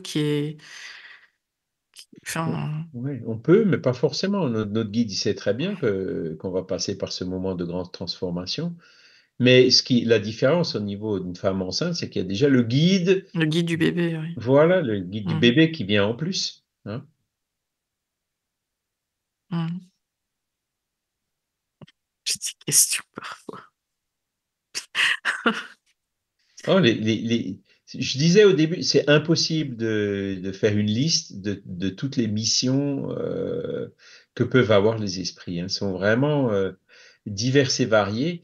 Et surtout, ce qu'il faut qu'on se dise bien, c'est que au niveau de ces guides spirituels, en fait, il y a pas d'improvisation, quoi, hein. Ils maîtrisent, ils sont organisés, leur organisation est beaucoup plus parfaite que la nôtre, et ils maîtrisent tout à fait bien ce qui se passe. Parce que j'entends parfois des personnes qui disent, ouais, l'autre jour j'ai trébuché, il y a mon guide qui a roupillé ou qui n'était pas là. Non, ça n'existe pas. Là, on cherche des excuses, en fait, hein. Non, si on a trébuché, c'est parce que nous, on n'a pas fait attention, nous, on a été imprudents. Mais notre guide, il était toujours là. Il nous a certainement dit plusieurs fois, fais attention, attention, attention, hein. Et, et c'est marrant parce que avec le recul, hein, quand on regarde et qu'on réfléchit en se disant, tiens, on a fait un truc où on s'est cassé la figure, Et quand vraiment tu vas chercher, tu te dis, c'est vrai qu'effectivement, j'ai eu un pressentiment comme quoi il fallait que je fasse attention à telle ou telle chose, hein. Ou moi, ça m'arrive souvent quand je bricole ou des choses comme ça en disant, tiens, oh, attention, je scie un arbre en forêt, par exemple, hein, pas debout, mais même couché, de dire, ah, attention, quand tu vas scier des fois, les branches, elles peuvent faire des mouvements brusques quand tu les coupes, tu vois, quand elles sont sous pression ou tordues ou des choses comme ça. Et c'est marrant, il y a des moments où je pense à ça, et juste après, bah, je me retrouve dans la situation où, ah, bah là, je vais reculer un peu, tu vois, et puis, paf, et la branche qui fout le camp. C'est ce que j'avais pensé un peu avant, tu vois. C'est plein de petites choses comme ça, tu vois, et c'est là où il faut qu'on s'écoute, il faut s'écouter, hein, ces petites voix, souvent on n'y porte pas, on n'y porte pas assez attention, quoi. Et c'est là où on trouve une foule de choses qui nous évitent bien des mécomptes et des déboires, hein. Mais parfois, on peut se casser une jambe pour nous éviter d'avoir à vivre quelque chose de bien pire. C'est ça, c'est ça. Mhm. Et dans ce cas-là, ben, il y aura, comment dire, on ne sera pas prévenu. Ou disons, on sera Mhm. peut-être prévenu pour dire qu'on se casse qu'une jambe plutôt que d'avoir un accident encore plus grave, tu vois. Mhm. Hein, Ouais. l'encadrement, il est toujours là. Mais s'il faut qu'on se casse une jambe pour notre bien ou pour nous éviter quelque chose de pire, voilà, les guides, ils sont là et c'est pas eux qui vont faire qu'on se casse une jambe. Ils vont être là pour que la chose, ils vont pas non plus nous empêcher, hein, parce que ce serait comme c'est quelque chose qui est utile pour nous, ils vont pas stopper quelque chose qui est utile pour nous, c'est pas leur mission, hein. Mais ils seront là pour encadrer, pour faire de sorte que ce soit proportionné à ce qui nous est vraiment le plus utile à ce moment-là. Mais encore une fois, hein, on peut très bien ne pas écouter et puis avoir un accident plus grave. Après, ça, c'est nous qui avons toujours, encore et toujours, ce libre arbitre. Il y a des questions sur le chat. Donc, il y a Fabien qui demande, les guides peuvent-ils nous aider à guérir d'une blessure physique? Oui, tout à fait, ils peuvent. Ils peuvent nous aider à guérir d'une blessure physique, mais faut jamais oublier que l'objectif premier, c'est l'évolution de notre âme. Si la blessure physique nous aide à évoluer au niveau de notre âme, ben, là, le guide, il guérira pas la blessure, puisque s'il guérit la blessure, ça nous empêchera notre âme d'évoluer. Tu vois ce Mhm. que je veux dire? Ah Hein, oui. c'est le but premier, en fait, qu'on apprend par rapport à l'enseignement spirit, c'est pas toujours forcément de guérir le corps, c'est surtout de guérir l'âme avant tout. Hein, je reprends l'exemple que je Mhm. cite régulièrement, c'est une personne qui a un cancer, bon, qui fait tout ce qu'il faut, tous les traitements allopathiques, spirituels, etc., et puis qui finalement guérit pas et qui meurt de son cancer. Et quand elle arrive de l'autre côté, il y a son guide spirituel qui l'accueille et qui lui dit, tu vois, ton cancer t'a guéri. Sous-entendu, ton cancer a guéri ton âme. Donc, il fallait pas guérir le cancer, hein, parce que le cancer était là pour guérir l'âme. L'objectif premier, c'est de guérir l'âme. Et c'est ça Ouais. comment dire, qui nous permet de comprendre que, OK, vouloir guérir à tout prix, c'est bien d'avoir la force de vouloir guérir, hein, c'est toujours bien de l'avoir. Mais il y a un moment donné où il faut se dire, de toute façon, un jour, on va mourir de quelque chose, hein. Il y a un jour Mais quelque chose duquel on guérira pas. on a signé pour ça, de toute façon. Voilà, c'est ça. Et donc, ce qu'il faut voir avant tout, c'est l'évolution de notre âme. C'est pour ça que dans les prières qu'on peut faire, par exemple, pour aider quelqu'un à guérir, c'est pas de dire, mon Dieu, les bons esprits, guérissez-le. C'est pas comme ça qu'on dit. Donnez-lui la force de surmonter cette difficulté, hein, de prendre les choses euh, qui soient le plus profitable pour son âme et de guérir si telle est la volonté de Dieu, avec le si derrière, tu vois. Et c'est pas Mhm. forcément de guérir à tout prix, hein, parce que guérir le corps à tout prix, c'est parfois contraire à notre intérêt, quoi. C'est un peu difficile à dire, mais Oui, quand on, quand- en tant qu'incarné, c'est dur à... En tant À que avaler, hein. réincarné, c'est dur à accepter. Ah Mais oui. quand on prend du recul et qu'on se dit, ben voilà, on est dans cette vie, mon âme, mon corps spirituel avait des marques, et pour enlever ces marques dans mon corps spirituel liées à des choses que j'ai pu commettre dans une vie antérieure, ben, il faut que ça se draine dans un corps physique, mais il faut laisser drainer, hein. Parfois même dans les maladies, hein, tu es, obligé d'amputer, si tu veux, pour sauver le reste, quoi, hein. On est obligé de parfois sacrifier certaines parties pour en sauvegarder d'autres. Et là, ben, il y a des moments aussi où il faut sacrifier une vie pour aider l'âme, hein, parce que notre vie, c'est sûr, quand on raisonne que sur une vie, on ne peut pas comprendre ça. Mais quand on raisonne sur plusieurs vies, on peut le comprendre beaucoup plus facilement. Mhm. Et c'est le livre Exit, hein, alors je sais pas, j'ai toujours pas trouvé de. Il n'a pas encore été lu, hein, pour vous, Michael. Mais le livre Exit, je me suis Ah tué, non, qu'est-ce qui s'est il passé n'a pas après? été lu, non. Bah justement, si quelqu'un veut le lire, allez-y les amis, hein. Moi je suis preneur, hein, Voilà. franchement. Et donc, c'est une personne qui a bu du poison pour se suicider dans une vie, ce qui a Mhm. créé des lésions au niveau de son corps spirituel, au niveau digestif. Et donc, dans la vie suivante, elle s'est réincarnée en sachant très bien qu'elle allait avoir un Des cancer des voies problèmes, ouais. digestives jeune et Mhm. mourir jeune. Oui, Et elle le sa savait. mère, a accepté, oui, je Mhm. sais que tu vas mourir jeune, ça va être dur pour moi, mais j'accepte. Et donc, le fait qu'elle ait pu drainer ses lésions au niveau de son corps spirituel dans un corps physique, ça lui permet de, la vie d'après, revenir sans cette lésion et d'avoir une vie beaucoup plus saine. Tu vois Oui. ce que je veux dire? C'est de C'est qui, vrai que pardon, des ce fois, les livre-là, Charles? maladies sont utiles. Elles sont utiles pour nous. C'est de qui déjà ce livre? Je sais plus. Alors, Euh, l'auteur s'appelle Gorette Newton. d'accord. Ouais, il existe en portugais, en allemand et en Ah oui, français. d'accord. Et donc en français, tu peux le trouver chez assokardec.fr, quoi, si j'en Ah trouve oui, plus. d'accord. Bon, bah écoutez, allez-y les amis. Je vous laisse le livre, vous pouvez l'enregistrer. C'est bon. Voilà, c'est un livre qui montre justement, qui nous permet de comprendre ça. Un autre exemple, c'est au Brésil, l'avortement n'est pas encore légal. L'avortement, c'est encore un autre sujet qui est un peu sensible chez nous en France. Et notamment au Brésil, ils voulaient autoriser l'avortement pour certains cas extrêmes, quoi, du genre diagnostic prénatal d'anencéphalie ou ce genre de choses. Et là aussi, il y a des esprits qui sont venus arroser en expliquant différents cas. Une dame qui est tombée enceinte, ils ont eu le diagnostic de l'anencéphalie. Et donc tout le monde qui conseillait d'avorter, hein, puisque c'est un des cas où je crois que c'est pas une interruption volontaire de grossesse, mais c'est une interruption thérapeutique de process, hein, de grossesse. Et donc ils n'ont pas voulu. Ils ont dit non, laissez-le arriver à terme. Et le bébé est arrivé à terme. Bien sûr, il est décédé dans la journée ou enfin dans les heures qui suivaient sa naissance.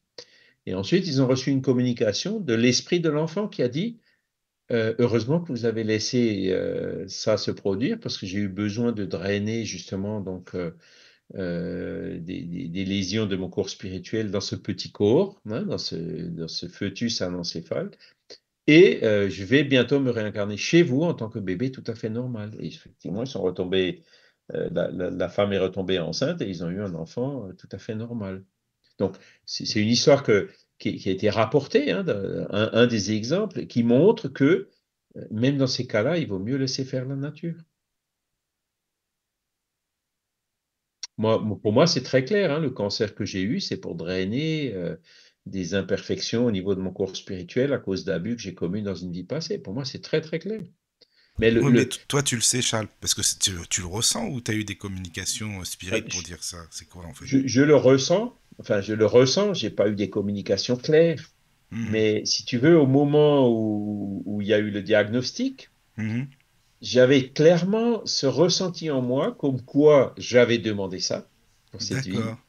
et que mon guide, bah, au moment où c'est arrivé, il était là avec un grand sourire en me disant, bah, tu vois, le moment est arrivé, hein. Mhm. Sauf que bon, bah, c'était une épreuve d'avoir un cancer. Bah Alors, oui, c'est une pas d'en épreuve. mourir tout de suite, hein, ça Bah fait t'es maintenant là, donc 10 ça ans, va. donc je suis en Ouais. rémission, mais voilà, je mourrai bien un jour de quelque chose. mais pas de ça. Et ça, Hmm. c'était nécessaire. Donc, des fois, tu peux avoir une maladie comme ça évidemment, laisse toujours des séquelles, Oui, mais qui te permet de drainer des problèmes au niveau de ton corps spirituel sans d'accord. forcément causer la mort.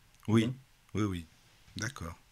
Mais des fois, ça va jusqu'à causer la mort. Et si ça cause la mort, entre guillemets, c'est pas la fin de tout. Hein, c'est pas la catastrophe, puisque on va se réincarner derrière dans un corps qui sera sain ce coup-là. Tu vois? Faut toujours voir, avoir la vision plus large. Parce que si on n'élargit pas ce champ de vision, si on raisonne que sur une vie, c'est sûr que c'est impossible à comprendre.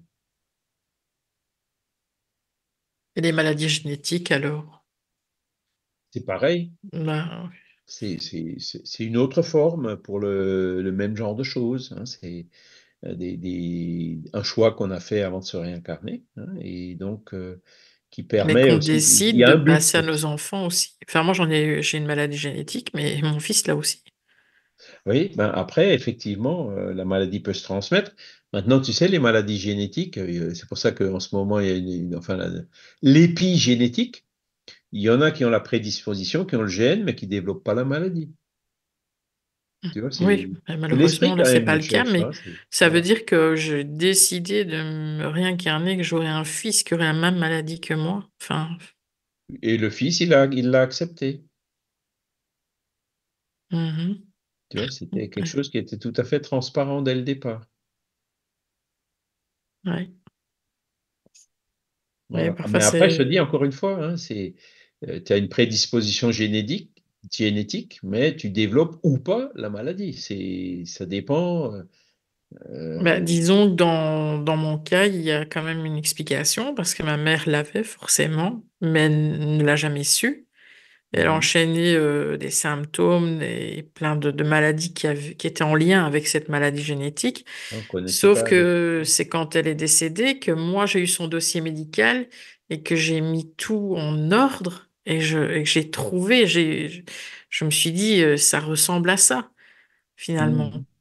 Et moi, on m'a diagnostiqué cette maladie-là et ça a permis aussi à mon fils d'être diagnostiqué très jeune et donc de ne pas avoir tous les problèmes que ma mère a eus. Ben voilà. Mais tu vois, donc la médecine évolue. Hein, je pense qu'au niveau de la génétique, c'est clair. Ils savent très bien calculer les probabilités que ça se transmette aux descendants ou pas. Hein. Mhm. Et l'épigénétique, c'est justement de leur permettre de comprendre pourquoi, en ayant la même prédisposition génétique, des fois, il y en a qui le développent et des fois pas. Hein. Oui. Et ça, c'est l'influence de l'esprit. Hein. On a une très belle conférence de docteur Marlène Nobré, hein, qui était venue dans un des congrès médecine et spiritualité, où les vidéos sont sur la chaîne médecine et spiritualité, justement, du mouvement spirit francophone. Et je me souviens encore du titre de la conférence, c'est La fin de la dictature des gènes. Hein, c'est tout l'esprit de l'épigénétique. Hein, les gènes, c'est une chose, mais l'esprit, c'est encore autre chose. Hein, et l'esprit arrive très bien à inhiber certaines prédispositions génétiques, voire même, ce que disait Marlène Nobré, c'est que euh, tu peux il peut y avoir des mutations génétiques pendant ta vie qui se produisent de façon naturelle sous l'influence de l'esprit. Et certaines prédispositions génétiques qu'on pouvait avoir à un moment donné, on les a plus par la suite, surtout dans la période de l'enfance. Et ça, c'est maintenant, avec le progrès de la science, voilà, ils cherchent à comprendre. Et c'est un des domaines de la médecine qui, justement, va, je l'espère du moins, nous amener assez rapidement à l'influence de l'esprit, quoi. Hein, nous amener dans un paradigme spiritualiste. Et même dans ce genre de choses, hein, quand on parle de la mission des esprits, ben voilà, une personne qui a une prédisposition génétique ou qui développe pas la maladie, il peut y avoir aussi, ça peut faire partie des missions du guide, justement pour éviter euh, ou alors pour le détecter suffisamment jeune, qu'on puisse prendre des mesures préventives pour éviter que la maladie se développe ou qu'elle se développe à un degré trop fort.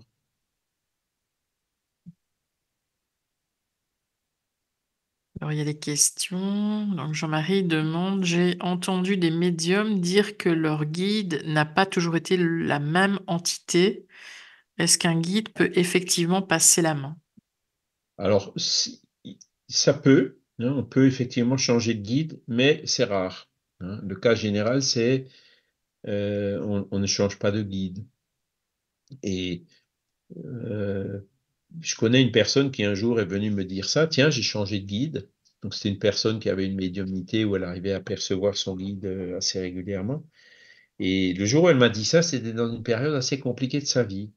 Et ça m'a tout de suite mis la puce à l'oreille en disant, mais t'es sûr que tu as vraiment changé de guide? Oui, oui, oui, oui, oui, j'en suis sûr. Il y a le nouveau qui est là, qui s'est présenté, etc. Je dis, mais l'ancien guide, il est où? Ah, il est toujours là, mais il est un peu en recul, hein. Et puis, bon, voilà, suite à ça, comment dire, la personne a fait un certain nombre de choix qui, alors je sais pas, il faut le voir avec du recul, mais qui n'avaient pas toujours forcément l'apparence d'être le meilleur choix. Tu vois ce que je veux dire? Donc, c'est là où il faut faire attention, hein. Il faut écouter notre guide, mais le bon, hein, parce que des fois, il y a d'autres esprits qui viennent s'interposer, se faire passer pour notre guide alors qu'ils ne le sont pas. Donc, il faut toujours rester très vigilant par rapport à ça. Et, et- et- et partir du principe que notre guide, en principe, ne change pas. Et s'il devait changer, ce serait organisé de façon parfaite et transparente Ah pour oui. nous. Parce que oui, tu Tu vois dis, ce que je il veux y a dire? des gens, enfin des gens, pardon, il y a des esprits qui se font passer parfois pour nos guides, c'est ça, qui Ah se bah font oui, oui, passer oui, pour. des esprits qui te disent je suis Jésus, Ah oui, oui, une oui, bien sûr, oui. communication, Hmm. ou fais tout ce que je te dis, je suis ton guide, alors Oui, oui. que non, ils ne sont pas du tout les guides. Hmm. Mais ça, c'est parce que ben on fait pas attention. Si on fait notre guide, c'est ce qu'on disait dans une des émissions précédentes, hein. Notre guide, il va jamais nous brosser continuellement dans le Oui, sens c'est du ça. poil, hein. Hmm. Sera toujours bienveillant vis-à-vis de nous, mais jamais trop élogieux. Il sera toujours quand même. Voilà. Après, bon, ben, si on l'écoute pas et que on se laisse entraîner par notre orgueil, notre égoïsme, ben, on se distancie de notre guide, hein, par ce genre d'attitude négative. Et c'est là, en général, où il y a d'autres esprits qui viennent occuper la place qu'on a laissée entre notre guide et nous, hein. Chaque fois qu'il y a un esprit qui vient nous perturber, c'est parce qu'on a laissé une porte ouverte quelque part. À chaque fois, disons, la grande majorité des cas. Alors, il y a une remarque de Steph. Les rêves aussi sont des avertissements parfois. Edgar Cayce avait beaucoup parlé de cela, les rêves et leur symbolique. Exactement. Et le rêve, encore, c'est ce qu'on avait vu dans les phénomènes d'émancipation de l'âme, hein. Quand on dort, notre esprit se libère du corps. Et le rêve, en fait, c'est souvent ce qu'on ramène à notre conscience au réveil de ce qu'on a vécu dans ces moments de liberté de l'esprit, hein. Et donc, voilà, alors il y a toute une symbolique aussi derrière les rêves qu'il est intéressant aussi de voir et d'étudier. Mais voilà, souvent, c'est quand même assez clair, hein. On a rêvé de quelqu'un et du coup, quelqu'un d'un ami qui est quelque part distant, qu'on n'a pas vu depuis un moment, et puis le lendemain, cet ami nous appelle, ah, ben, j'ai rêvé de toi hier soir, hein. Donc, c'est dans ce genre de cas, quand c'est donc supplémenté par une synchronicité, que la probabilité que le rêve corresponde vraiment à une rencontre réelle dans le monde spirituel augmente, hein. Donc, et comme le dit Stéphane, les rêves souvent sont des avertissements. Quand on rêve d'un échec ou quelque chose comme ça, c'est parce que après, ben, on comprend pas toujours tout de suite, hein, parce qu'effectivement, il y a de la symbolique, c'est parfois un peu flou. Mais après, il y a un moment où on se dit, ah bah tiens, effectivement, j'ai rêvé d'un échec et là, je suis au bord d'un échec. Hein, ça attire notre attention sur quelque chose qu'il faut qu'on corrige ou quelque chose où il faut qu'on soit plus vigilant ou autre, hein. Les rêves, souvent, ce sont des avertissements, effectivement. Alors, Edgar Cayce, effectivement, donc il parlait beaucoup des rêves, mais lui, bon, il était somnambule, quoi. C'est-à-dire que euh, il arrivait à se dégager de son corps, hein, pour pouvoir observer avec son esprit à lui les personnes qui étaient devant lui, et donc par là voir, hein, percevoir plutôt que voir, ben, les infirmités qu'ils pouvaient avoir, leur donner des conseils, quoi. Hein. Edgar Cayce, Bruno Gröning, c'était un peu le même genre. Mais il y a une question de Fabien, enfin il y en a deux, mais justement ça va compléter. Donc il demande, peut-on voir notre guide dans nos rêves? Tout à fait, oui, tout à fait. Et c'est souvent le premier esprit qu'on voit. Hein. Alors, il y a dans l'Évangile selon le spiritisme d'Alain Kardec, le dernier chapitre, c'est un recueil de prières. Hein.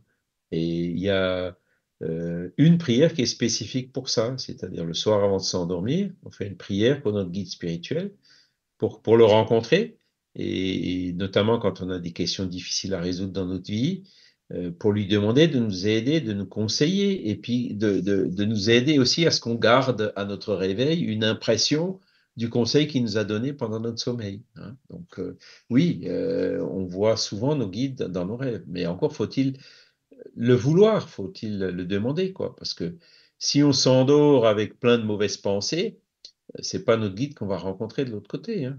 On va surfer en fonction de nos mauvaises pensées dans des milieux qui sont en affinité avec nos mauvaises pensées. Hein.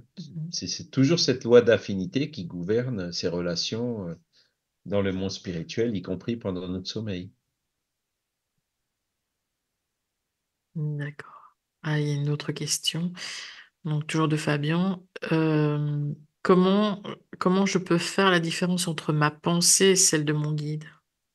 Alors ça, c'est vrai que c'est pas toujours facile, hein, mais ce qu'il faut se dire, c'est que la pensée de notre guide, elle est toujours positive. Hein. Notre guide, il va travailler pour notre bien, toujours. D'accord? Donc, si on a une pensée qui va pas dans le sens du bien, ça peut pas être celle du guide. C'est une pensée soit qui vient de nous, hein, parce qu'on est un esprit encore imparfait, soit qui nous est influencé justement par un autre esprit qui est moins bienveillant que le guide. D'accord? Donc, c'est un des points sur lequel qui nous aide à pouvoir faire cette différence. Maintenant, si on a une bonne pensée, c'est une bonne pensée, qu'elle vienne de nous, qu'elle vienne de notre guide ou qu'elle nous ait été suggérée par notre guide, peu importe, c'est une bonne pensée. Tu vois ce que je veux dire? C'est pas Mhm. toujours fondamental de faire la différence. Il faut plutôt, surtout, euh, faire la différence entre ce qui est bon et ce qui est mauvais, entre le bien et le mal. Hein. Là, il faut qu'on ait une différence. Faut qu'on ait ce discernement entre le bien et le mal. Hein. Et c'est ça le plus essentiel. Hein. C'est quand on arrive à faire cette différence. Ben, on sentira tout de suite si une pensée qui nous vient, elle est plutôt dans le sens du bien ou plutôt dans le sens du mal. Et c'est pour ça que ben, le spiritisme, ok, on explique les mécanismes de la médiumnité, de l'influence entre les esprits et les hommes, les missions, les guides spirituels et tout. Hein, mais il y a aussi le côté moral, hein, la morale qui découle de la philosophie spirit, qui fait d'ailleurs l'objet du livre troisième du livre des esprits, où il parle des lois morales. Et c'est une composante assez fondamentale justement du spiritisme de nous apprendre le mieux possible à faire la différence entre ce qui est bien et ce qui est mal. Ou en d'autres termes, de faire la différence entre ce qui est en harmonie avec les lois de la nature et ce qui est en disharmonie avec les lois de la nature. De ce qui est bon pour nous, pour notre évolution, et de ce qui est mauvais pour nous et qui va retarder notre évolution. C'est là où il faut qu'on apprenne à faire bien la différence. Et c'est pour ça qu'on a aussi eu des missionnaires et des guides ben, comme Jésus, comme Bouddha, comme Confucius, comme beaucoup d'autres, hein, Gandhi, voilà, eux qui sont venus justement pour nous montrer, voilà ce que c'est que le bien. Hein, Gandhi, voilà ce que c'est que la non-violence. Hein, ou Martin Luther King, voilà ce que c'est l'absence de discrimination. Hein. Donc, ils sont venus nous donner quelque part des exemples desquels il faut qu'on s'inspire. D'accord. Et comment, de l'autre côté, c'est décidé, par exemple, de se dire, on va plus ouvrir le canal médiumnique d'une personne ou pas du tout? Alors, ça fait aussi partie des choix qu'on fait avant de se réincarner, hein. Ah oui. La médiumnité dans une vie, a souvent été préparé déjà dans les vies antérieures et fait partie du choix de notre parcours évolutif. Maintenant, on peut par exemple se dire, oui, je veux devenir médium, mais j'ai pas encore étudié. Donc, comme je connais pas encore, il vaut mieux pas ouvrir le canal parce que le fait de pas connaître, ça peut faire de sorte que je me plante, hein, ou que la médiumnité soit mal utilisée, ou que je me retrouve perturbé à cause de cette médiumnité ou à cause de ce canal ouvert, comme on dit, hein. Donc, le guide, il est certainement là aussi pour influencer, pour aider dans ce genre de situation, pour pas non plus que le canal s'ouvre trop vite, mais qu'il s'ouvre au moment où c'est le plus opportun pour nous. Il y a des gens qui sont Mhm. médiums dès l'enfance, hein, les Chico Xavier, Divaldo ou autres, hein, qui sont venus déjà prêts, entre guillemets, quoi. Et il y en a d'autres pour lesquels la médiumnité, elle arrive relativement tard, hein. Pourquoi? Parce qu'il leur a fallu acquérir une certaine maturité pour qu'elle s'exerce de façon sûre et saine pour le médium. Mhm. C'est D'accord. ça qui fait aussi, hein, ces missions, ces guides. Voilà, on a toujours des personnes qui sont là pour nous aider, incarnées ou désincarnées d'ailleurs, hein. Quand on va dans un groupe médiumnique, bon, il y a des incarnés qui vont aussi nous conseiller, voilà, et voir si on a déjà les connaissances nécessaires, si on a la maturité nécessaire. Par exemple, les enfants qui ont une médiumnité assez tôt, à partir de quel âge il il faut les encourager, hein. C'est ben, une question de maturité. Il faut surtout pas les encourager quand ils n'ont pas la maturité encore, hein. Quand les phénomènes se produisent de façon spontanée, il faut les encadrer aussi naturellement que possible, hein, et bien sûr tout faire pour protéger l'enfant, hein. Mais il faut pas les encourager, hein. L'encouragement, la pratique médiumnique doit venir à partir du moment où on a une maturité suffisante pour pouvoir vivre avec, pour acquérir le discernement qui est nécessaire. Encore faut-il avoir une famille Encore qui faut-il s- avoir une ouais, famille qui ou soit arriver apte dans à un ça. groupe spirit ou voilà, trouver Mhm. un milieu qui soit favorable, hein. Mhm. Mais notre guide, lui, il est toujours là, où qu'on soit, hein, où qu'on se trouve. Mais il y en a qui ont une médiumnité, mais qui la refusent complètement, qui repoussent en bloc, qui ont peur et qui ne veulent pas. J'en connais, hein. Et ça, c'est le libre arbitre. Je ne veux pas, Mhm.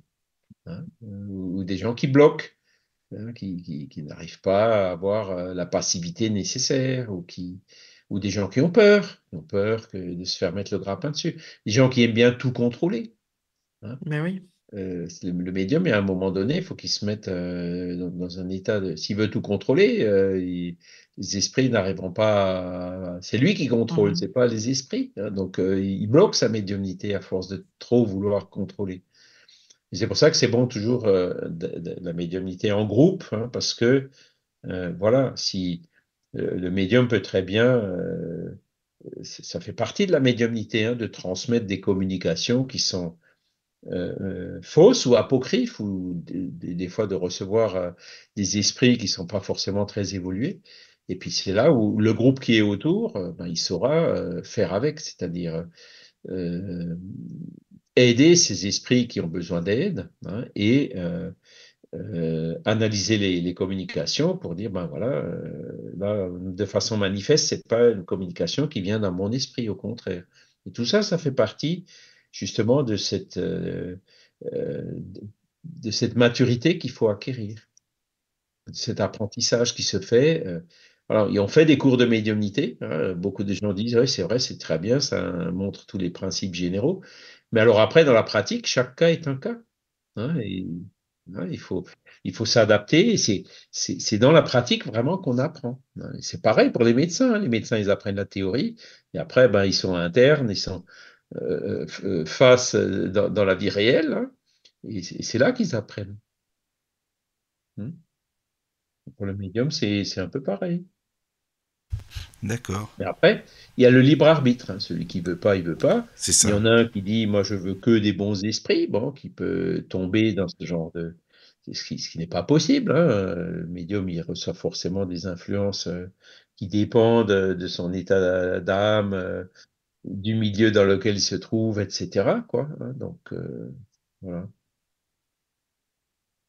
D'accord. Ah, je sais pas s'il y a des questions ou non, s'il y en a plus. En tout cas, c'est super Il y a juste une intéressant. remarque Juste de une remarque. Steph Oui. qui dit c'est très compliqué d'offrir du relâchement pour être un canal médiumnique pour les esprits, en particulier en incorporation. C'est ça, ouais.